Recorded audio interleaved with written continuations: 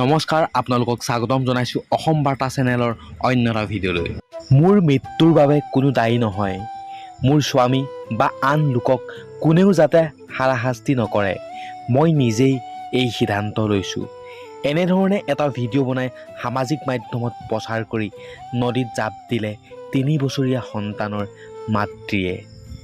বৃহস্পতিবাৰৰ সন্ধিয়া গোলাঘাট নগৰৰ ধনশিৰি নদীৰ দলঙৰ ওপৰৰ পৰা এগৰাকী মহিলাই জাপ দিয়া দেখা পাই স্থানীয় ৰাইজে আৰক্ষীক অৱগত কৰে।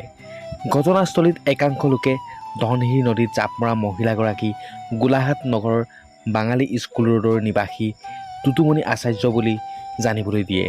মহিলাগৰাকীৰ এটি 3 বছৰীয়া সন্তান আছে বুলিও জানিবলৈ দিয়ে।